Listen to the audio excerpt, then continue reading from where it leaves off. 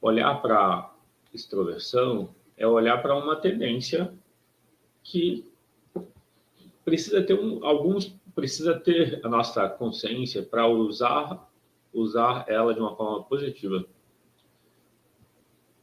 O que eu quero dizer é que você pode pensar na extroversão como uma ferramenta, como um hábito ou como uma tendência, onde a extroversão significa uma facilidade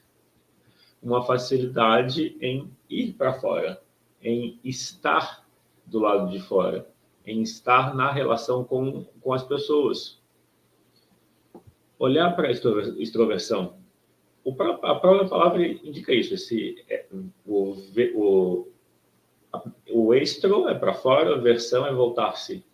Então, a extroversão, a gente está voltado para fora. Você pode pensar como extremidades, onde de um lado tem a extroversão, que é voltar-se para fora, e de outro lado tem a introversão, que é voltar-se para dentro. A gente precisa das duas dimensões. A gente precisa da dimensão do para fora, para realizar, para se comunicar, para obter resultados, para ajudar pessoas, ou seja, a gente depende da extroversão para se comunicar com o mundo e com os outros. E a gente depende da introversão para se comunicar com a gente. Não é automático que a gente perceba e ouça as nossas emoções. A gente precisa querer. É possível fugir das emoções. Imagino que você perceba isso. E olhar, então, para a extroversão é olhar para uma tendência, uma facilidade. O risco de você se guiar pelo que é fácil é tornar essa maneira de ser ainda mais forte, ainda mais fácil, até um ponto que ela guia, ela toma o controle da gente. Tem um ditado que é: a mente é um servo fiel, mas é um mestre perverso. A mente, como um servo fiel, é a mente que a gente percebe separado da gente e a gente faz uso dela. Essa é a mente que é um servo fiel. A mente que é um mestre perverso é quando a gente está identificado com a mente. A gente não percebe separação. Então, a gente acha que aquilo que a gente pensa é a gente pensando. Pode parecer abstrato o que eu estou falando, mas o olhar que eu trago é: eu preciso perceber que existe um espaço. A mente, ela pensa o tempo todo. Eu preciso filtrar. Se vem um pensamento e eu associo o que eu estou pensando, eu abro mão da minha liberdade de escolher. Porque os pensamentos vêm como condicionamentos. Bom dia, Sandra, bem-vinda. Os pensamentos, eles são condicionados às nossas experiências passadas. E também condicionado ao que a gente sente, que é condicionado às experiências passadas. Então, dificuldades emocionais, frustrações passadas, traumas passados, vão moldar a nossa maneira de agir.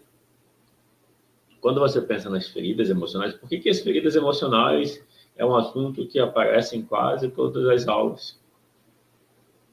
Porque as feridas emocionais acontecem nos primeiros 6, 7 anos de vida. Então, não necessariamente hoje você lembra do que aconteceu. Mas isso não quer dizer que o efeito da ferida emocional não esteja presente.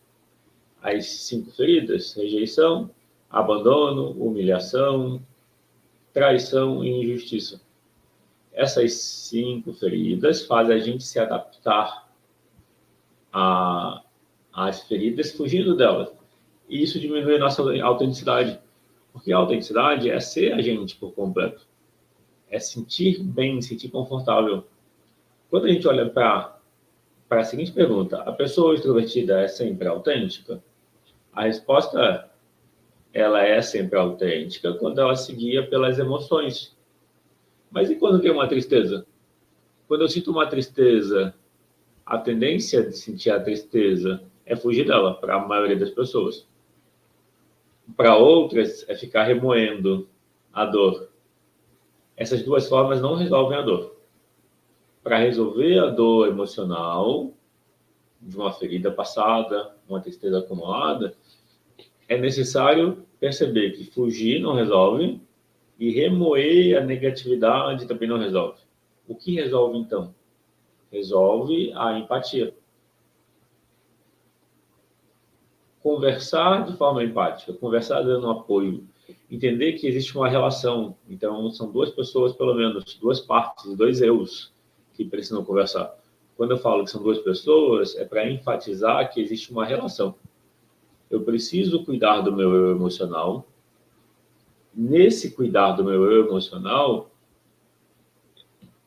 o resultado dessa relação é o que eu sinto. O que eu quero dizer, se a relação é de acolhimento, a relação é boa, o que eu sinto tem leveza, o que eu sinto é mais fluido. Se a relação entre o meu eu racional e o meu emocional não é boa, ou seja, eu não quero sentir o que eu estou sentindo, ou quando eu sinto eu fico remoendo e pensando por quê, sofrendo, dessas duas formas a relação não é boa e aí o sofrimento aumenta. O que resolve? É eu entender que o meu eu racional precisa se interessar, apoiar e cuidar do meu eu emocional. E esse se interessar, como saber como fazer isso? Geralmente é o que você espera receber dos outros, mas também é aquilo que você faz pelos outros. Pode ser que você cuide melhor de você do que pode ser que você cuide melhor dos outros do que você cuida de você. Então, basta pensar o que você faz pelos outros quando você quer cuidar deles. Não que isso seja uma regra, não é isso. Mas eu estou dizendo que quando se trata da extroversão, existe um interesse muito grande, muito forte pelas relações, pelo que acontece fora, pelas coisas de forma mais leve, de forma mais tranquila, de forma mais sem... É como se fosse um olhar para a extroversão é essa comunicabilidade facilitada, sociabilidade, uma atenção ao lado de fora, um dinamismo, um foco na ação, movimento. Seria esse olhar da extroversão. Eu estou mostrando que todo mundo é extrovertido e introvertido. A diferença é que a gente fica em algum ponto. Por exemplo, você pode ser mais extrovertido ou extrovertida do que se permite ser. E as experiências passadas fizeram você se adaptar. Cuidar da ferida emocional é uma forma de você encontrar a paz que permite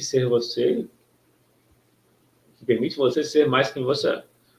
Bom dia, Eliane. Quando você cuida da tristeza, a tristeza é a dor emocional que a gente chama de ferida emocional. Quando a gente se frustra, se magoa, se decepciona, quando a gente é rejeitado, abandonado, humilhado, traído ou injustiçado, esses acontecimentos tocam na nossa tristeza. O que eu estou mostrando é que você pode preventivamente agir na tristeza, mas o lado extrovertido na gente, eu estou dizendo que existe um extrovertido e existe um introvertido na gente. A gente tem essas duas dimensões. A diferença é que quando a pessoa é mais extrovertida, quer dizer que o extrovertido dela é predominante e é o que manda nas decisões. Só que a gente precisa olhar como sendo duas partes que precisam se relacionar. Bom dia, Ana Paula. Quando você olha para... Então, eu preciso considerar a minha relação. O meu lado extrovertido, ele pode ser predominante, que é o tema da aula de hoje. E a pergunta é, uma pessoa extrovertida é sempre autêntica? A resposta é, se ela for fiel ao que sente.